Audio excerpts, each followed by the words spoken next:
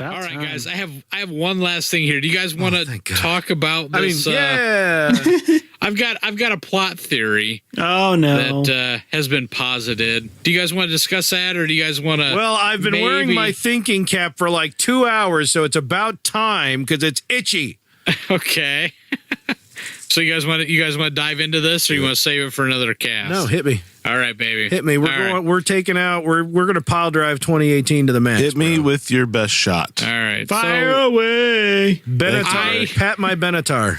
I have been exposed to a plot theory for Ep9. Uh-oh. That. All right. Now we're getting crazy rumory, so the super sensitive types need to tune out. It exposed itself to you? Let's just put it this way. If there's any truth to this, this could be pretty Took its spoilery. shirt off? So if you are overly sensitive to these things, you may want to tune out now. I'm overly sensitive. This seems very plausible to me. Is very sensitive. It actually seems so plausible that I don't believe it's actually going to happen. It sounds too right to be be true. True. Yes. Well, Star Wars has hurt us enough. We know that right is not true. So, from my understanding, this originated in the the dredges of the Reddit. Hey, Reddit does not have dredges; it has sewers. It's the sewers of Reddit. Sewers. Yes, but it was because I want to give credit where credit's due. This was crystallized to the best of I've been able to trace it to a guy named on YouTube named Thor Skywalker. So he posited this theory. I want to give him Both credit universes. because this is. At least as far back as I can trace it, this is where it originated. So anyway, so this theory basically posits that, a lot of people have been talking the last two movies about Rey and her origins and why the hell is she so good with the Force and why can she fly the Falcon right away? It's the whole Mary Sue thing, right? Yeah, we're trying to justify it because we don't want to believe that it's just poor writing. And that's what I've said this whole time is like, okay, I'm withholding my judgment until I see 9 because they have to explain this, right? And JJ, this is one of the things I feel like Force Awakens did very well. JJ, there was a breadcrumb trail in the Force Awakens that there was something more going on with Rey. Yes. Than just she picked up a lightsaber and she's good at stuff. Like the whole scene where she's with Finn down underneath and the Rathars are rolling around tremorsing everybody. And she's like, oh, yeah, if we do this, we do that. Blah, blah, blah. And she figures it all out right there in her head. And even she's surprised. Yes. That thing that you just said is exactly right. In The Force Awakens, I was struck by the fact that she seemed surprised by the abilities. Every time she came to these abilities and solutions, she was surprised by them. Right. This is something that was new to her. It's not that she's always... And it wasn't just the Force. Right. It was everything. It wasn't just like Force fighting with lightsaber fighting and stuff. It was everything she did in that movie was almost a surprise to her. Right. Yes. Agreed, 100%. So I don't know where that was in The Last Jedi. Anyway, I like this theory that I'm about to posit because it really, as much as I was a critic of The Last Jedi, I really feel like if this is true, this really could sew up things between The Force Awakens and The Last Jedi. Mm-hmm. Okay, so this theory basically says that Kylo Ren, when he, was going after the dark side, where Snoke was, wooing him over to that side, essentially decided that he needed to expel all of the light side from him in its entirety.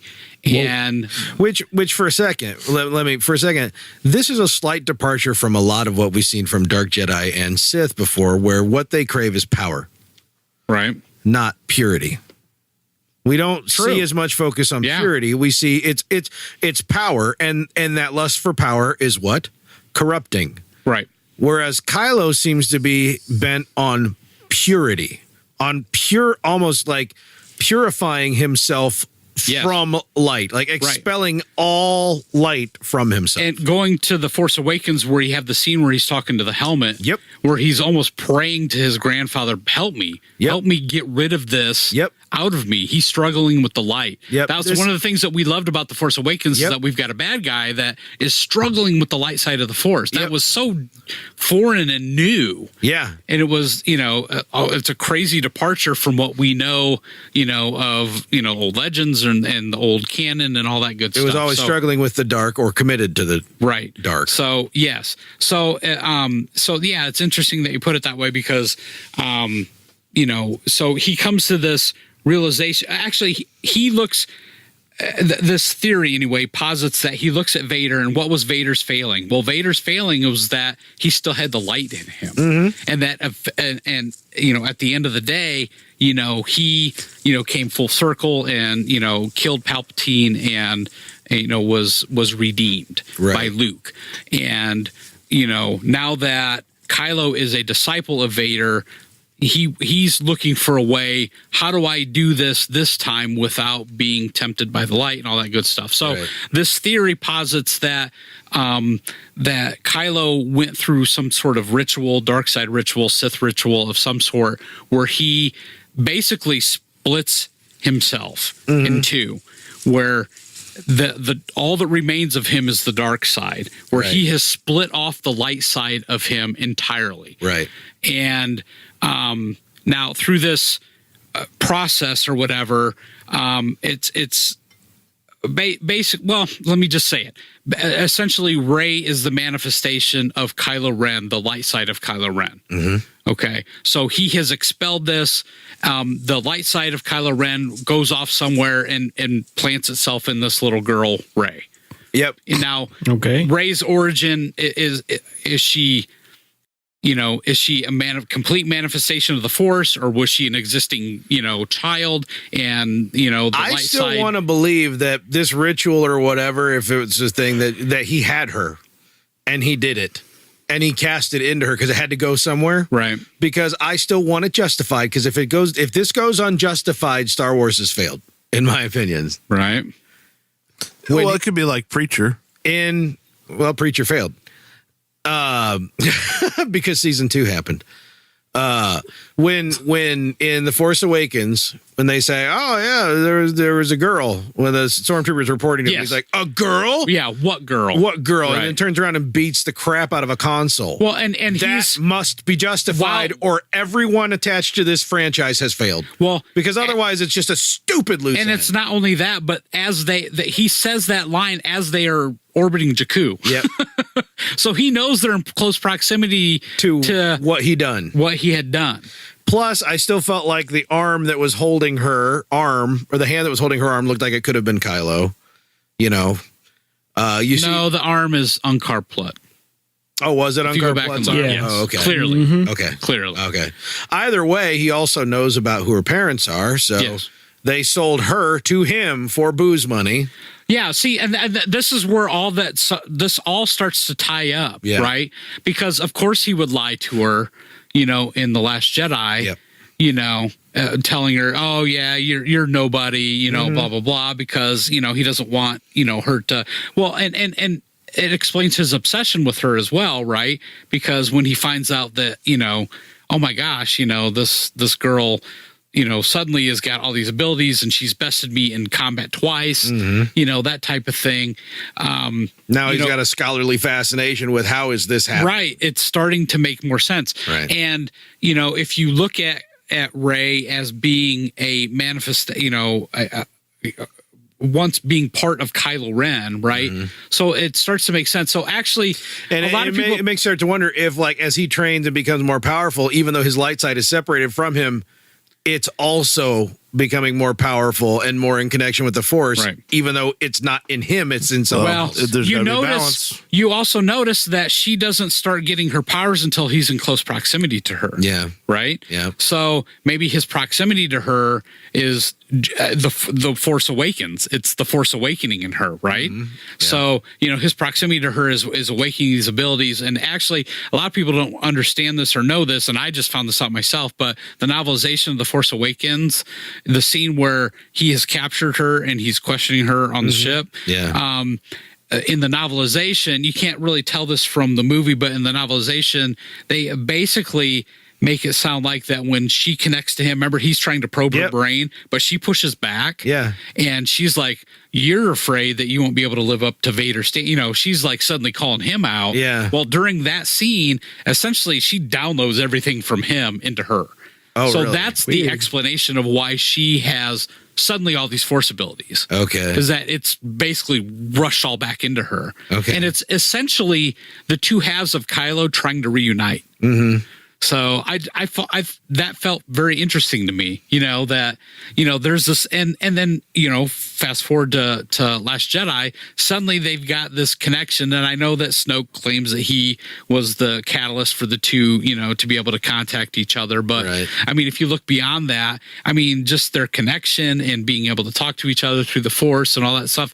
I mean, it all starts to for me, it starts to all kind of fall into place that, again, it's the two halves and at the end of Last Jedi when they have the scene in the throne room and he's they're both begging each other, no, come with me, I mean, again, it's the two halves of Kylo Ren trying to reunite. And I don't know, very interesting. So in episode 9 one of them's going to eat the other. Is that how it's going to work? Yeah, I don't There can be only one. know.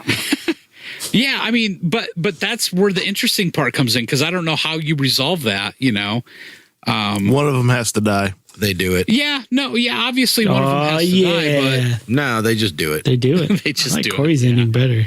Yeah. They bump uglies. They have sexual suicide, And then they the create baby. Amara Jade. Yeah, Whoa, this got really good. yeah. That's how the baby's formed. So I don't know. What do you guys think about this? I mean, it's interesting. I agree with you. It makes too much sense to be what's actually going to happen. I know. I hate to think that, but I know. It fits too perfectly. Even JJ, who pretty much made episode 4.1 with The Force Awakens, still completely took left turns where we thought it made perfect sense to go right in our predictions. I know. Which was fine. We were all thrilled. Sure. But yeah, I don't believe for a second that he's going to do anything that would actually sit that rest. Just to kind of even cement this a little bit more, this kind of explains how, like, when she meets Han Solo, she and Han have this kind of connection, but he doesn't recognize her. Yep.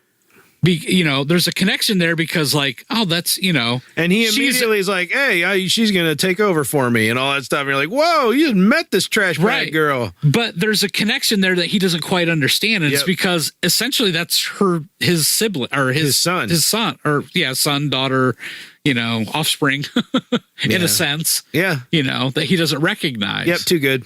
Yeah. That's the new fanboy That sounds wet cool. dream. I mean, that sounds really cool to me. Yeah. And you hear that, guys? Mike just says Ep9 sounds really cool to him. I'll tell you what, if that ends up being Ep9, then I'm all in on, well, I'm not all in on the Okay, Last that's Jedi. Ep9. That's Well, Ep9, you know what? but the entire final battle is Luke's Force Ghost. Yeah. I'll tell you this way. Since it has to bring the light and the dark together, he's battling on a different plane, a different level. So it has to be Luke. Yeah, there you go. There you go. Everybody Luke is is Luke. fighting. Yeah, everybody's Luke. Yep. It's like the end of Three Amigos. I feel like if this is the case, then the Last Jedi is a lot more palatable to me. Not completely, because I still feel like the worst part of the Last Jedi is the comedy. That stuff just that's like Jar Jar level crap. I'm still amazed that someone managed to do comedy worse than The Force Awakens did. I know, it's funny Because The Force Awakens, that's the weakest part. It was kind of Even though it's kinda fine, hokey. it's fine. It was okay. It's Yeah, fine. Right. It was by far the weakest part. Right. And then Ryan Johnson said, "Hold my latte." Then he went crack. Yep, crack them knuckles, and made it kind of a drag. 3PO. I get it. What a drag, bro. Hey, guys. What? Speaking of drags, it's been an hour and a half since